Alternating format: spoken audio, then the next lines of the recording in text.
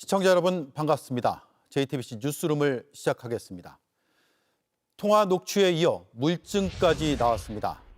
도이치 주가 조작을 수사 중인 특검이 2억 7천만 원을 인출한 내역을 찾았습니다. 주가 조작 일당에게 줘야 한다, 이런 내용의 육성 파일도 있습니다. 녹취 속 액수와 인출 액수가 일치합니다. 단독 보도합니다. 통일교 총재의 비서실장이 소환됐습니다. 권성동 의원에게 전달할 돈 봉투를 포장하고 그라프 목걸이를 주문한 바로 그 인물로 지목됐습니다. 반도체에 관세를 100% 매기겠다. 트럼프의 말 바꾸기는 큰 리스크입니다. 협상장에서 트럼프와 마주했던 여왕구 통상교섭본부장을 인터뷰하겠습니다. 네, 전직 대통령 부인의 주가 조작 가담 혐의를 입증할 결정적인 물증이 나왔습니다. 증권사 직원과 통화한 2011년의 육성입니다. 6대 4로 나눠 2억 7천만 원을 줘야 한다.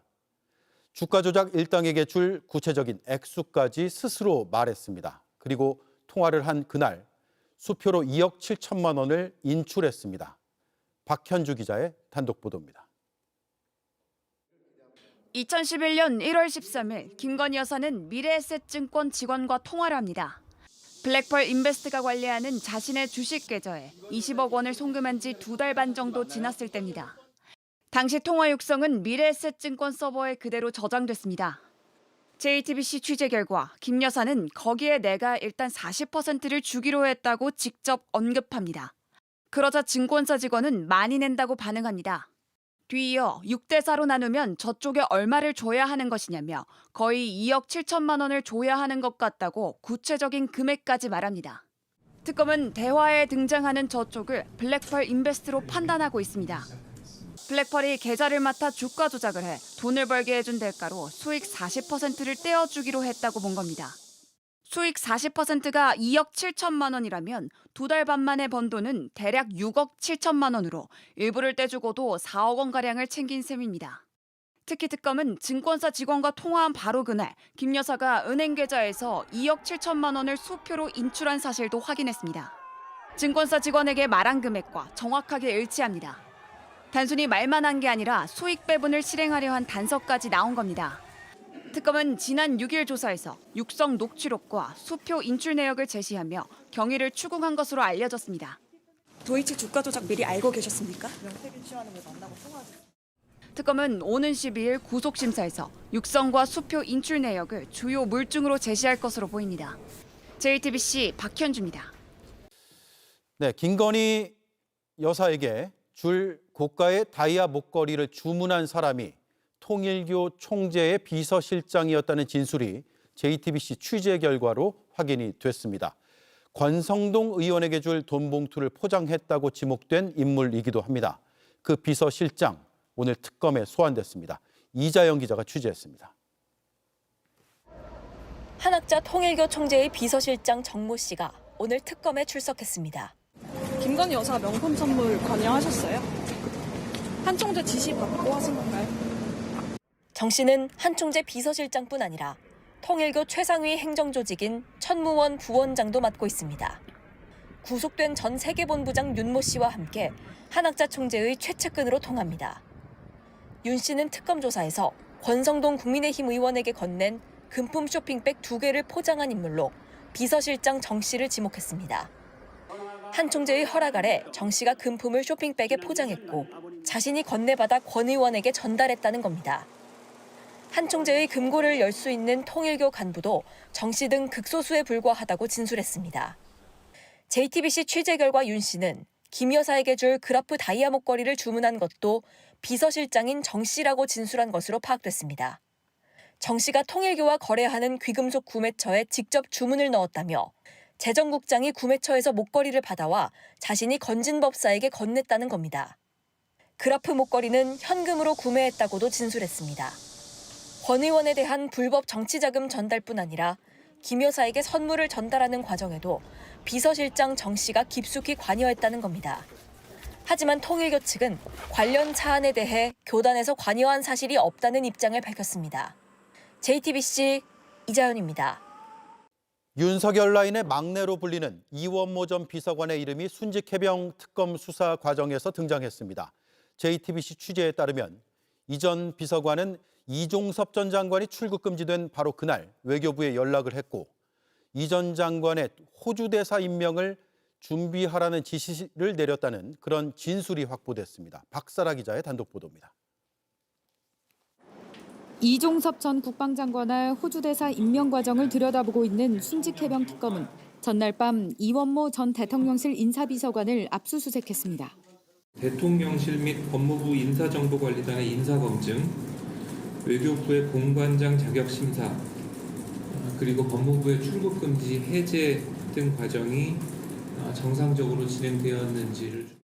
윤석열 전 대통령의 최측근으로 불린 이 전 비서관이 순직해병 사건에 등장한 건 처음입니다. 이 전 비서관의 부인은 윤 전 대통령의 나토 순방에 동행해 김건희 특검에서 출국 금지를 당한 바 있습니다. 취재 결과 특검은 지난 2023년 12월 8일 이원모 전 비서관이 외교부에 연락해 호주 대사 임명 절차를 준비하라고 지시했다는 당시 대통령실 행정관의 진술을 확보했습니다. 그런데 12월 8일은 법무부가 이 전 장관에 대해 출국 금지 조치를 내린 날입니다. 전날 고위공직자 범죄수사처가 출국 금지를 요청한 데 따른 건데 이날엔 전임 김한중 전 대사도 후임자가 곧 올 예정이라는 통보를 받았습니다. 이 전 장관의 출국 금지가 지정되는 이틀 사이에 대통령실과 외교부가 빠르게 이 전 장관을 호주로 내보낼 작업을 하고 있던 겁니다. 특검은 특히 대통령실이 이 전 장관의 출국 금지 정보를 사전에 알고 있었던 건 아닌지도 의심하고 있습니다. 그동안 대통령실은 이 전 장관의 출국 금지 정보를 전혀 알지 못했다고 주장해왔습니다. 또 외교부로부터 이 전 장관을 대상으로 한 공관장 자격심사위원회 회의록을 확보한 특검은 절차상 문제가 없는지도 들여다보고 있습니다. 당시 피의자 신분으로 입건됐음에도 심사위가 이 전 장관에 대해 공관장 적격 판단을 내린 데 대해 형식적 심사라는 지적이 나왔습니다. JTBC 박사라입니다. 당대표 선거를 앞둔 국민의힘은 오늘 대구 경북에서 첫 합동연설회를 열었습니다. 후보뿐 아니라 지지자들도 찬탄과 반탄으로 나뉘어 충돌을 빚으면서 긴장감이 높아졌습니다. 최연수 기자입니다.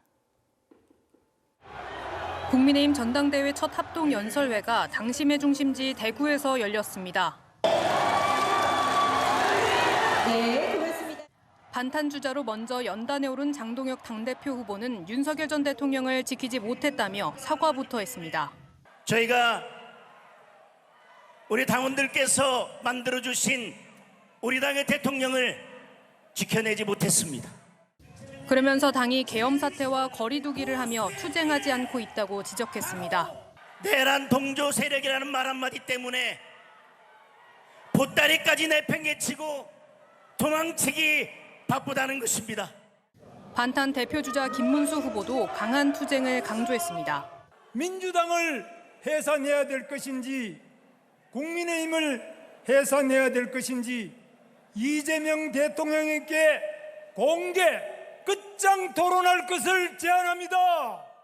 반면 찬탄파 조경태 안철수 후보는 윤어게인 세력과 절연해야 한다고 목소리를 높였습니다. 해당 행위자를 일삼는 해방군들을 몰아내지 않고서는 국민의힘의 미래는 없습니다. 계엄에 찬성하고 윤어게인을 신봉하는 분들, 우리가 당을 접수해서 당을 움직이면 된다는 거짓 나팔수들의 빌붙어 있습니다. 찬탄과 반탄을 두고 분위기가 격해지자 격앙된 지지자들끼리 충돌까지 빚어지기도 했습니다. 연설의 시작 전엔 윤 전 대통령의 재입당을 두고 기싸움도 벌였습니다. 윤 전 대통령의 재입당을 못 받을 이유가 없다고 한 장 후보와 전날 같은 입장을 밝힌 김 후보를 향해 찬탄 후보들이 일제히 헌정사의 죄인 사퇴하라며 비판의 수위를 높이면서입니다. 다음 합동연설회는 다음 주 부산에서 열릴 예정입니다. 본 경선의 당원조사 80%가 반영되는 만큼 후보들의 당심 잡기는 더욱 치열해질 것으로 보입니다. 지금까지 대구에서 JTBC 최연수입니다. 치매 환자가 내년에 100만 명을 넘을 거란 얘기가 나옵니다.